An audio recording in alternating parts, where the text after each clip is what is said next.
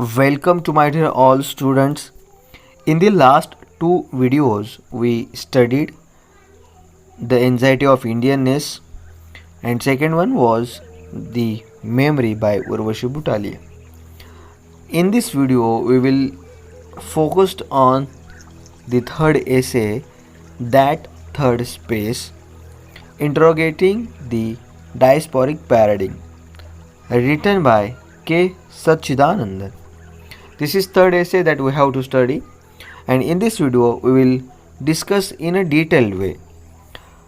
The author K. Sachidananda is an Indian poet and critic writing in Malayalam and English.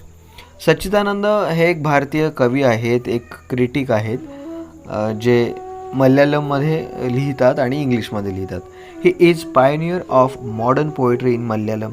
Modern पोएट्रीमध्ये एक ज्याला आपण म्हणतो की मल्याळम या लँग्वेजमध्ये मॉडर्न पोएट्री जर कोणी आणली असेल तर ते K Satchidanandan. He is a bilingual critic, द्विभाषिक क्रिटिक ज्याला आपण असं म्हणतो, playwright, editor, columnist and translator. ते फक्त कवी किंवा क्रिटिकच नव्हते, तर ते प्ले राईट देखील होते, एडिटर होते, कॉलमनिस्ट होते, म्हणजे जे एडिटिंग किंवा एखाद्या पेपरला स्तंभलिखाण करणं असतं ते स्तंभलेखक होते, as well as he is translator, ते ट्रान्सलेटर देखील होते. The third space interrogating the diasporic paradigm deals with several problems. हा जो त्यांचा टायटल आहे या निबंधाचा, तर मुळात interrogating the diasporic paradigm deals with several problems. त्या डायस्पॉरिक पॅराडिग्म संदर्भात जेव्हा चौकशी करतो आपण किंवा चौकशी करतात त्यावेळेला त्या संपूर्ण प्रोसेसमध्ये काही प्रॉब्लेम्स त्यांना आढळले. That several deals with several problems, themes, issues which are concern with diasporic literature. तर हे जे डायस्पॉरिक पॅराडिग्म किंवा या संदर्भाची जेव्हा चौकशी करतात त्या किंवा त्या टायटलचा जेव्हा विचार करतो तर त्याच्यामध्ये काही प्रॉब्लेम्स दाखवले जातात, त्यांच्या काही थीम्स असतात किंवा इश्यूज आहेत जे कनेक्टेड कशाशी आहेत, डायस्पॉरिक लिटरेचरशी. It begins with a poem by Panna Naik. निबंधाची सुरुवात ही पाना नाईक यांच्या कवितेने होते. And two more quotations by Meena Alexander and Homi K Bhabha. आणखीन 2 कोटेशन्स त्या निबंधाच्या सुरुवातीला वापरले जातात आणि ते एक मीना अलेक्झांडर आणि होमी के भाभा या साहित्यिकांचे वापरलेले आहेत. Who are well known diasporic writers, की जे डायस्पॉरिक रायटर्स म्हणून नावारूपाला आलेले आहेत किंवा एक वेल नोन पर्सन म्हणून ओळखले जातात. Diaspora is a literature written by a writer who was born and brought up in his own country and settled abroad. Diasporic म्हणजे काय, तर एक असं साहित्यिक की जो जन्मला आणि वाढला भारतात पण सेटल्ड झाला ॲब्रॉडमध्ये. So he comes across various experience in other country. त्याला बाहेरच्या देशात गेल्यावर वेगवेगळे अनुभव आले and he express his experiences and comes across various problems. आणि मग त्यानं त्याचे जे एक्सपिरियन्सेस आहेत ते एक्सप्रेस केले आणि मग पुन्हा त्याला काही प्रॉब्लेम्स पुढे आले किंवा ते प्रॉब्लेम्स तिथे एक्सप्रेस केल्यानंतर त्याला प्रॉब्लेम्स अनुभवायला आले. His expression is generally based on his memory.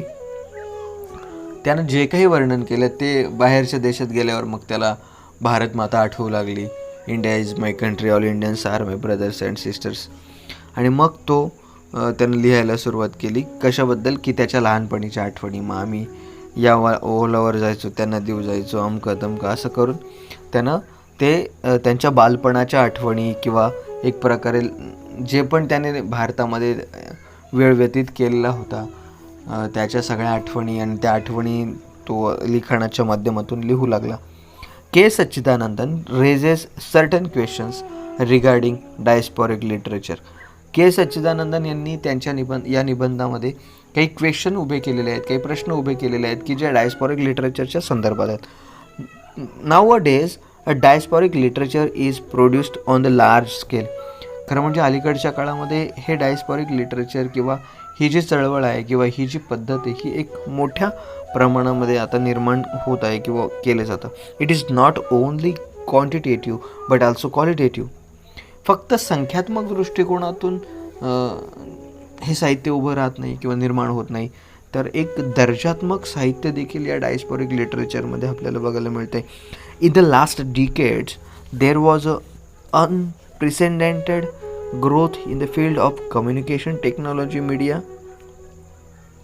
communication system and cyber technology. ह्या शेवटच्या अलीकडच्या दशकामध्ये एक प्रचंड अभूतपूर्व विकास किंवा बदल झालेला या कम्युनिकेशनच्या फील्डमध्ये आपल्याला बघायला मिळतो आहे. जो टेक्नॉलॉजी, मीडिया असेल, कम्युनिकेशन सिस्टम असेल किंवा सायबर टेक्नॉलॉजी असेल, या सगळ्यामध्ये एक प्रचंड अभूतपूर्व बदल झालेला बघायला मिळतो. Exile is the main theme of diasporic literature. एखाद्या गोष्टीला हद्दपार करणं किंवा एखादी गोष्ट काढून टाकणं ही जणू काही डायस्पोरिक लिटरेचरची एक महत्त्वाची थीम आपल्याला बघायला मिळते. इट हॅज बिकम फॅशनेबल, आणि ती जणू काही एक ट्रेंड आणि फॅशन झालेली आहे. अशा पद्धतीचं आपल्याला या डायस्पोरिक लिटरेचरमध्ये एक्सेल ही एक मेन थीम बघायला मिळते. There is a change nature of exile. आणि मग तिथे त्या हद्दपार करणं किंवा एखादी गोष्ट, एखादी स्टोरी तिथे जेव्हा सांगितली जाते तर त्याच्या थीममध्ये काही थोडासा चेंज असतो normal. There is a change nature of exile. निसर्गाच्या किंवा त्या एक्सेलच्या स्वभावामध्ये बऱ्यापैकी काही चेंजेस आपल्याला थोडेफार इकडे तिकडे बघायला मिळतात. It is like a shared experience. एक प्रकारे जणू काही तो अनुभव कॉमन अनुभव असतो जो थोडाफार नॉर्मल इकडे तिकडे होत असतो. Due to the large communication networks the national boundaries are ended. Due to the large communication networks the national boundaries are ended. It has promoted intense interaction between the members of diasporic communities. आणि large कम्युनिकेशनमुळे किंवा नेटवर्कमुळे, large communication नेटवर्क्समुळे national boundaries ज्या आहेत ह्या बंद झाल्या, संपल्या. It has promoted intense interaction between the members of diasporic communities. एक प्रकारे जे डायस्पोरिक कम्युनिटीज आहेत त्यांचा जो इंटरॅक्शन्स आहे त्याला प्रमोशन मिळालं किंवा एक चेतना मिळाली, चालना मिळाली असं आपण म्हणतो. This communities remain local and provincial and acquire transnational characteristic. तर ह्या कम्युनिटी जेव्हा एकत्र आल्या आणि जणू काही त्या स्थानिक लोक आणि बाहेरून आलेली लोक हे एकत्र आले आणि त्यांच्यामधून एक नवीन कल्चर उभं राहिलं किंवा त्यांच्यावर त्यांचा परिणाम झाला आणि एक नवीन साहित्यिकांमध्ये किंवा त्या साहित्यामध्ये वेगवेगळे एकत्रित संक्रमित कॅरेक्टर्स उभे राहायला सुरुवात झाली. The homeland becomes remote as well as accessible due to migration and cyber communication. आता ज्या जुन्या म्हणजे होमलँड आहेत ज्याला आपण मातृभूमी असं म्हणतो, बिकम्स रिमोट, त्या एक प्रकारच्या रिमोट झाल्या, as well as accessible due to migration and cyber communication. म्हणजे स्थलांतर आणि सायबर कम्युनिकेशनच्या वाढत्या गोष्टींमुळे एक मातृभूमी फक्त मातृभूमी राहिली नाही तर रिमोट झाली आणि इकडचे तिकडचे सगळीकडचे लोक स्थलांतरित झाले. The writers use various images which have become more real than before. Writer यामध्ये वेगवेगळ्या इमेजेस वापरतात आणि अशा पद्धतीने वापरतात की which have becomes more real than before.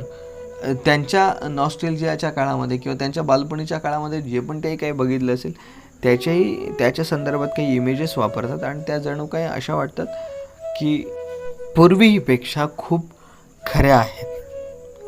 These verbal, auditory and visual images play crucial role in shaping diasporic subjectivities. They have sartorial, culinary, literary, cinematic and religious effects on the Indian diasporic viewers. These images combine memory, experience and desire in suggestive ways. They mix mythological images with advertisement images and create new discourse. They bring together religion, consumerism, cosmopolitanism, and national identity. They challenge the media hegemony and create new hegemonies like religion, class, or caste. एक verbal auditory जे visual images जे आहेत त्यांनी एक डायस्पॉरिक सब्जेक्टिव्हिटीला आकार देण्यासाठी खूप महत्त्वाची भूमिका बजावलेली आहे. त्यांनी त्यांच्या सिनेमॅटिक असतील किंवा क्युलिनरी असेल किंवा लिटररी असेल किंवा सार्टोरियल असतील, या सगळ्यामध्ये किंवा रिलिजियस इफेक्ट्समध्ये असतील on the Indian diasporic viewers एक वेगळा परिणाम त्यांनी डायस्पॉरिक लिटररीमध्ये केलेला आहे. These images combine memory, experience and desires in suggestive ways. The images ज्या आहेत किंवा या साहित्यामध्ये ज्या इमेजेस वापरलेल्या जातात त्या एक प्रकारे मेमरी किंवा एक्सपिरियन्सच्या अनुभवानंच वापरल्या जातात. And Dzire in suggestive veg, आठवणी किंवा अनुभवांना एकत्र करून एका वेगळ्या पद्धतीनं मांडल्या जातात. ते मिक्स्ड मायथॉलॉजिकल इमेजेस, त्या एक पुराणातल्या इमेजेस किंवा ॲडव्हर्टाइजमेंट इमेजेस वापरतात किंवा स्वतः एक नवीन भाष्य तयार करतात. दे ब्रिंग टुगेदर रिलिजन, ते एकत्र रिलिजन एक आणतात, जणू काही कंझ्युमेरिझम म्हणतात, ग्राहकवाद आणतात, कॉस्मोपॉलिटॅनिझम म्हणतात. एक विशाल दृष्टिकोन त्यांच्या लिखाणामध्ये असतो. अँड नॅशनल आयडेंटिटी, देशाची एक स्वतःची ओळख त्यांच्या त्या नॉस्टेल्जियाच्या आठवणी किंवा एक्सपिरियन्समुळे त्यांच्या लिखाणामध्ये बघायला मिळते. They challenge the media hegemony and create new hegemonies like religion, class or caste. ते एक प्रकारे मीडियाच्या पुढारपणाला चॅलेंज करतात आणि नवीन स्वतंत्र एक हेजिमोनीज उभी करतात, जी एक जणू काही धर्म, क्लास किंवा कास्ट या प्रकारे असते. The term diaspora covers all the immigrant writers having different backgrounds. Term diaspora ही सगळ्या प्रकारच्या स्थलांतरित झालेल्या लोकांना एकत्रित करते, मग भलेही ते वेगवेगळ्या बॅकग्राऊंडचे असतील. It refers only to the writers writing in English and not to writers writing in Indian languages. आता डायस्पोरा हे मुळातच असं आहे की जो the writers who born and brought up in India either in his country and settled abroad. So that is simple definition of diaspora. So it refers only to the writers writing in English and not to writers writing in Indian language. समजा एखादा writer की जो इंग्लिशमध्ये लिहितोय पण तो फक्त इंग्लिशमध्ये न लिहिता की फक्त भारतीय लँग्वेजमध्ये लिहितोय, तो डायस्पॉरिक किंवा त्या मूवमेंटमध्ये नाही इन्क्लूड होत किंवा ते रेफर नाही करत.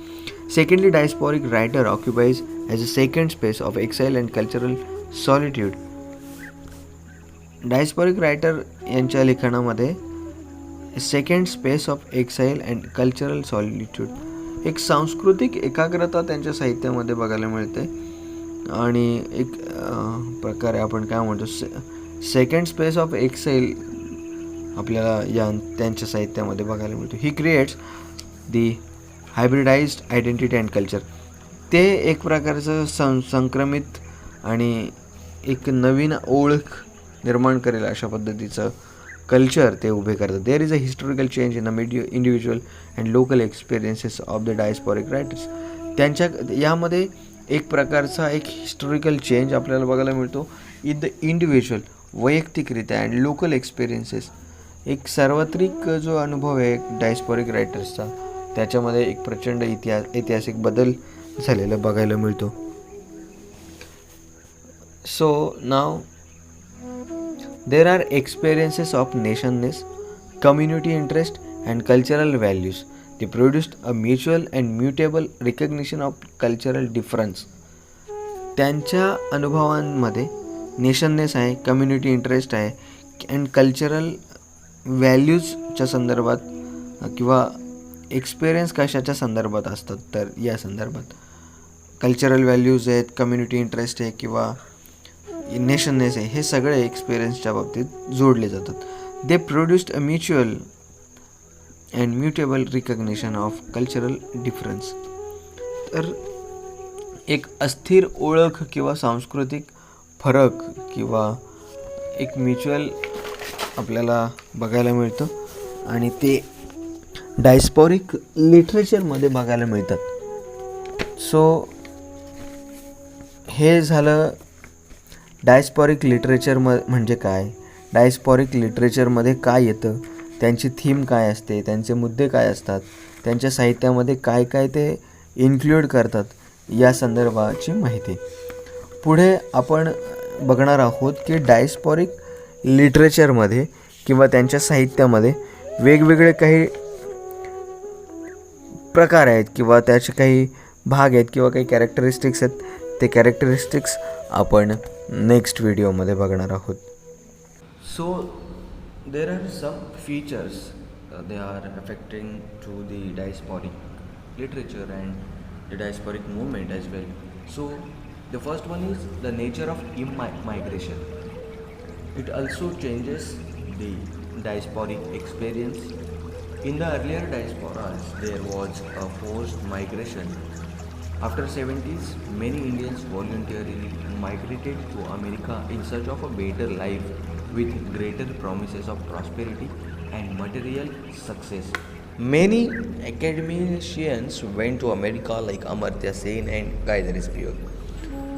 The nature of migration. यामुळे डायस्पॉरिक जे अनुभव आहेत ते चेंज झाले.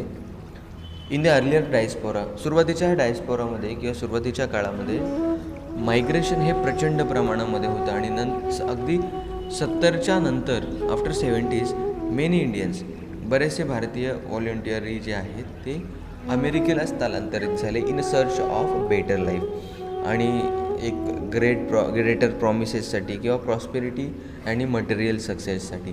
त्याचबरोबर मेनी अकॅडमिशियन्ससुद्धा आहेत की जे अमेरिकेला गेले, मग ते अमर्त्य सेन असतील किंवा गायत्री स्पिवक असतील. त्याचबरोबर the class component is also very important. Class component हा जो भाग आहे हा देखील डायस्पॉरिक लिटरेचरमध्ये महत्त्वाचा आहे. Generally no difference is made between the people from the different countries. सामान्यतः जो एक फरक आहे तो लोकांमध्ये केला जात नाही, जे वेगवेगळ्या देशातले जरी असतील तरीही. They are treated as workers and or academicians. African migrant workers were treated as filthy uncivilised slaves and beast. पण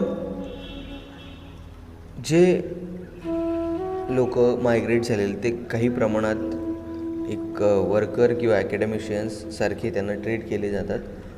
आणि आफ्रिकन मायग्रंट जे आहेत, आफ्रिकन स्थलांतरित करणारी जी मंडळी आहे, वर्कर्स आहेत, ते जणू काही एक प्रकारचे अश्लील, घाणेरडे किंवा अनसिव्हिलाइज गुलाम किंवा एक जंगली प्राणी किंवा त्या टाईपचे जंगली प्राणी पशुपक्ष्यांसारखे ट्रीट केले जातात. Language factor is also very important.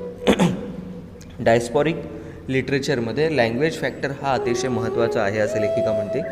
For example, writers writing in English from England. एखादा लेखक हा इंग्लिशमध्ये लिहितो आहे की जो इंग्लंडमध्ये राहतो आहे, USA मध्ये राहतो आहे, ऑस्ट्रेलियात राहतो आहे किंवा कॅनडामध्ये. It differ in their writing.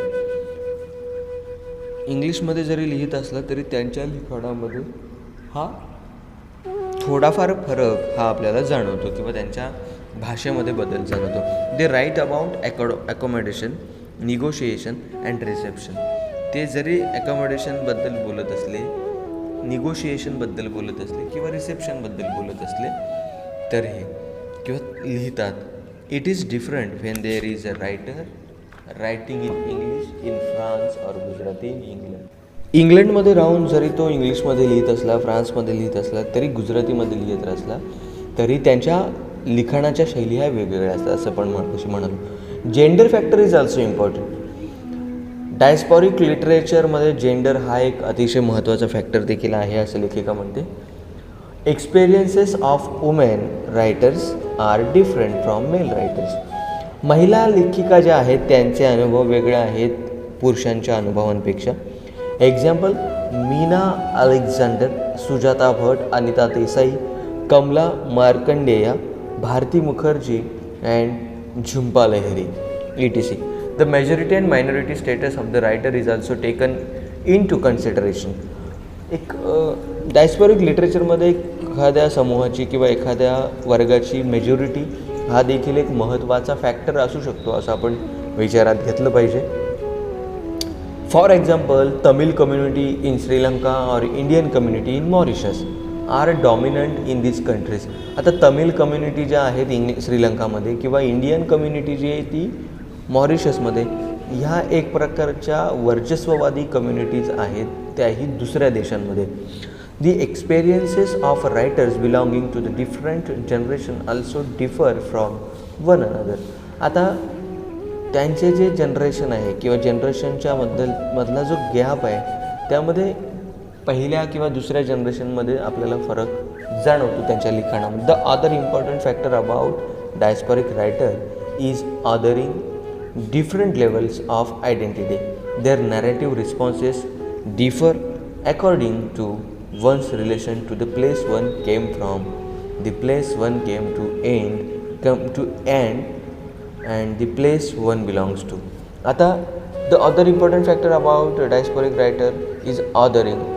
जे दुसरे आहेत किंवा वेगळ्या पद्धतीचे आहेत किंवा वेगळे आहेत, म्हणजे वेगळ्या आयडेंटिटीचे आहेत, वेगळे समूहाचे आहेत, त्यांचं नॅरेटिव्ह जो आहे ते हे वेगळ्या प्रकारचं असणार. Their narratives responses differ according to one's relation to the place one came from. एखाद्या ठिकाणाहून आलेला एक ठिकाणी किंवा एखाद्या व्यक्ती दुसऱ्या ठिकाणी गेला तर त्यांचे लिखाणाची शैली ही वेगवेगळ्या प्रकारची असते. The idea of home is related to time that transforms it into history or myth. एक प्रकारे ज्या त्यांच्या संकल्पना आहेत ह्या स्थलांतरित झाल्यामुळे त्यांच्या इतिहासाच्या किंवा त्यांच्या मिथ्सच्या ह्या एकत्रित आलेल्या असतात. Post colonialism has completed a full circle in those writers who inhabit the third space, live the third culture and shape the third history. आता एका देशातला दुसऱ्या देशात गेला आणि ऑलरेडी त्या देशातली संस्कृती किंवा त्याच वेळेला दुसरी व्यक्ती आणखीन येऊन एकत्र राहणारे जे मायग्रंट झालेली लोकं आहेत त्यांचे ओन कल्चर, त्यांचे ओन हिस्ट्री, त्यांचे ओन मिथ हे एकत्र येतात आणि जणू काही एक नवीन स्पेस, ती थर्ड स्पेस एमर्ज होतो, उदयास येतो आणि एक नवीन कल्चर, तिसरं कल्चर किंवा तिसऱ्या कल्चरचा एक आकार यायला सुरुवात होते असं डायस्पोरिक लिटररीच्या माध्यमातून लेखिका आपल्याला सांगते.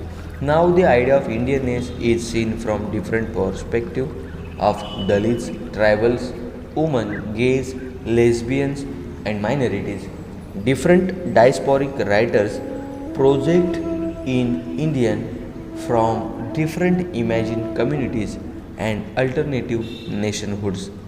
The diasporic writers write about their alienation, imperial memories and imperial inheritance, challenge the monolith of the modern Western nation.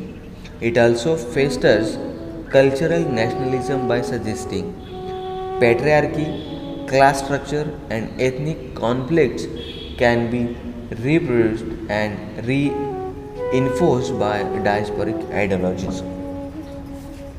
Now the idea of Indianness is seen from different perspectives. of इंडियननेसची जी idea आहे ही एका वेगळ्या दृष्टिकोनातून आपल्याला बघायला मिळते. मग ती दलितांच्या बाबतीत असेल, ट्रायबल्सच्या बाबतीत असेल किंवा ट्रायबल्स नंतर वुमनच्या बाबतीत असेल, गेज, लेस्बियन किंवा जे अल्पसंख्याक आहे त्यांच्या बाबतीतला जो इंडियननेस आहे, ही जी कन्सेप्ट ही एक वेगळ्या पद्धतीचा दृष्टिकोन आपल्याला दिसतो. डिफरंट डायस्पोरिक रायटर्स जे आहेत they project Indian from different imagine communities. ते भारतीय ज्या आहेत कन्सेप्ट किंवा भारतीयत्व जे आहे ते एका वेगळ्या कन्सेप्टनं किंवा वेगळ्या इमेजिन करून कम्युनिटीज ते एक अल्टरनेटिव्ह नेशनहूड्स मांडण्याचा प्रयत्न करतात.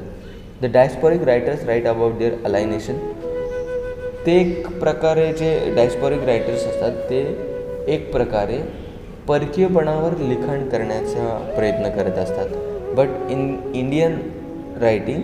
They are writing about Dalits, tribals, women, gays, lesbian, and minorities. Imperial memories and imperial inheritance challenge the monolith of the modern Western nation. एक प्रकारचे जे इम्पेरियल मेमरीज आहेत किंवा इम्पेरियल इनहेरिटन्स आहेत ते चॅलेंज करतात कोणाला, the monolith of the modern western nation. Modern जे पाश्चिमात्य देश आहेत त्यांना जणू काही चॅलेंज करतात त्यांच्या मोनोलिथला.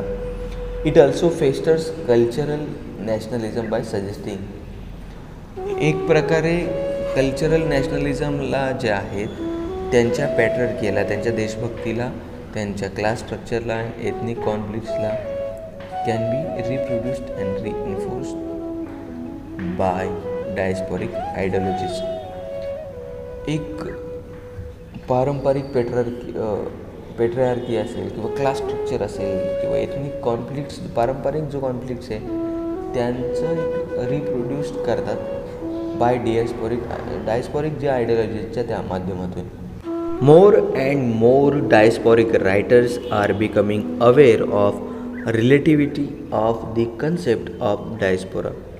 There are many contradictions, multiple possibilities of alienation and assimilation. Finally, the writer points out an important point, that is an impossibility of a unisonant nation with a single unified culture.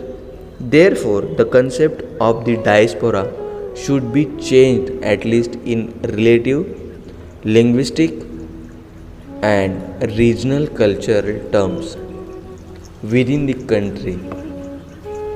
Example, Marathi diaspora in Odisha, a Santhali diaspora in Mumbai, etc. The migrant workers, officers, media persons, businessmen and academicians are concentrated in cities, giving them a cosmopolitan characters. They find a kind of solace in this multi-tongue, multicultural meal. The writer gives an example of Malayali diaspora. It has made a significant contribution to Malayali literature after 60s. Many literary products of the diasporic consciousness, example, military fictions. या ठिकाणी लेखिका आपल्याला एक मल्याळी डायस्पोराचं उदाहरण देतात. त्या म्हणतात की it has a significant contribution to Malayali literature. या डायस्पोरामुळे काय झालं, मल्याळी लिटरेचरमध्ये एक प्रचंड कंट्रीब्युशन झालं इतर लेखकांचं किंवा मल्याळी लिटरेचरमध्ये काम करणाऱ्या लेखकांचं. After 60 many literary products of the diasporic consciousness, example of military fiction. मिलिटरीमध्ये काम करणारे जे लोक होते, many Malayali writers were in military. ते बरेचसे रायटर्स हे मिलिटरीमध्ये काम करणारे होते. Therefore their literature is influenced by people and languages. त्यांचं जे लिटरेचर आहे हे इतर लोक आणि त्यांच्या भाषांचा प्रभाव त्यांच्या साहित्यात आपल्याला दिसतो. From different parts of the country, वेगवेगळ्या ठिकाणामध्ये राहणाऱ्या देशवासियांच्या लँग्वेजचा, त्या लोकांचा प्रभाव त्यांच्या साहित्यात दिसतो मिलिटरी फिक्शनमध्ये. Their stories and novels deal with the life of soldiers. त्यांच्या ज्या स्टोरीज आहेत किंवा कादंबऱ्या आहेत, त्यांच्या या कथा कादंबऱ्या या सोल्जरच्या लाईफवर आधारलेल्या असतात. In barracks in all its complexities. त्यांचे दुःख, त्यांचे कॉम्प्लेक्सिटीज, त्यांचा संघर्ष त्याच्यामध्ये मांडलेला असतो. Their characters are non Malayali characters. त्यांचे कॅरेक्टर्स हे नॉन मल्याळी कॅरेक्टर्स असतात. They reflect the cosmopolitanism with their style and linguistic structure. ते एक प्रकारचा कॉस्मोपॉलिटनिझम त्यांच्या लिखाणामध्ये दाखवण्याचा प्रयत्न करतात. एक विशाल दृष्टिकोन, संकुचित न राहता एक विशाल दृष्टिकोन त्यांच्या या लिखाणामध्ये, त्यांच्या भाषेच्या स्ट्रक्चरमध्ये, त्यांच्या स्टाईलमध्ये बघायला मिळतो. The words and sentences in other languages are interwoven with Malayalam in the text in their novels. जर कधी कुठला एखादा कॅरेक्टर त्यांनी वापरला असेल तर त्याची जी शब्द आहेत किंवा त्यांचे जे वाक्य आहेत हे त्याच भाषेतले तसेच्या तसे थोडेफार वापरलेले या त्यांच्या किंवा इंटरवोवेन केलेले असतात in Malayalam with Malayalam in the text in their words. Malayalam टेक्स्टमध्ये त्यांची भाषा किंवा त्यांचे शब्द वापरलेले असतात. पुढे त्या म्हणतात की the Malayali writers who introduced modernism in Malayali fiction were living in Delhi, Mumbai and Calcutta. जे दिल्ली, कलकत्ता, मुंबईमध्ये राहणारी काही लोक होते त्यांनी जे मल्याळी रायटर्स आहेत त्यांनी मॉडर्निझम जे आहे ते मल्याळम फिक्शनमध्ये इंट्रोड्यूस करून दिलं, जे दिल्ली, मुंबई आणि कलकत्ताला राहत होते. Most of the modern Malayalam novelist live outside Kerala in their formative years. बरेचसे नॉवेलिस्ट आहेत जे मल्याळम ते केरलाच्या आउटसाईडला राहत होते. द एक्सपिरियन्स अलायनेशन, त्यांनी एक परकीयपणा अनुभव केला. सॉलिट्यूड, एकाग्रता, the torment of the absurd and the irrational and existential language in an intense and creative manner. Even Malayali poetry is also influence by diasporic literature.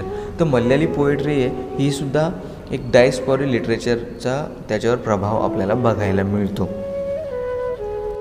Now we will conclude this essay that writer in the last part gives his own example. He lived in Delhi, Mumbai and Calcutta as a part of Malayalam diaspora which affected him as a poet. एक poet म्हणून त्यांच्यावर देखील, स्वतः लेखकावर देखील परिणाम या डायस्पोराचा झालेला आहे किंवा प्रभाव आहे. He admits that his poetry is affected by his exile from Kerala. तो स्वतः या ठिकाणी ॲडमिट करतो आहे किंवा जाहीर करतो आहे की त्यांची जी कविता आहे ही ॲफेक्टेड झालेली आहे बाय हिज एक्साईल फ्रॉम केरला. तो स्वतः जरी मल्याळी असला, केरळाचा असला, तरी त्याची भाषा किंवा त्याचं साहित्य, त्याची कविता ही पूर्णपणे केरळाची नाही आहे. तर त्याच्या कवितांमध्ये किंवा त्यानं लिहिलेल्या लिखाणामध्ये एक डायस्पोराचा परिणाम त्यांना दिसून येतो. Then he produced his series on the saint poets with poems on Kabir, Mira, Namdev, Tukaram, Chaitanya, Laldev, Pulshaha, Andal Baswanna and Mahadev Vyakka. Mirabai is seen as a liberation as a woman when he went to Delhi and took interest in Bhakti Sufi movements. He finds an alternative subaltern forms and spirituality. Then he wrote his poetry with its birds, beasts, plants, heroes, heroines of Kerala. जेव्हा तो दिल्लीला गेला तेव्हा त्यांनी त्याच्या एक सबअल्टर्न forms बघितले स्पिरिच्युॲलिटीच्या बाबतीत. जेव्हा त्यानं भक्ती सुफी मुवमेंटमध्ये इंटरेस्ट घेतला किंवा बघितलं त्यावेळेला त्याने जेव्हा पोएट्री लिहायला सुरुवात केली तेव्हा त्याने जे कॅरेक्टर्स वापरले ते त्याच्या केरळाच्या संदर्भात वापरले. He could write such poetry only because he lived in Delhi. He was unhappy, homeless here and there in Delhi. So that's all about diasporic literature and the K Sachidanand writer who depicted the situation about the diasporic literary works and how it affected to the literature of a regional literature as well as Indian literature and other countries as well as the causes of diasporic literature, migration, language, majority, minority, that all parts also important in the diasporic literature. So that's all about diasporic literature, which because of diasporic the third space has emerged in the literature by K. Sacchidananda.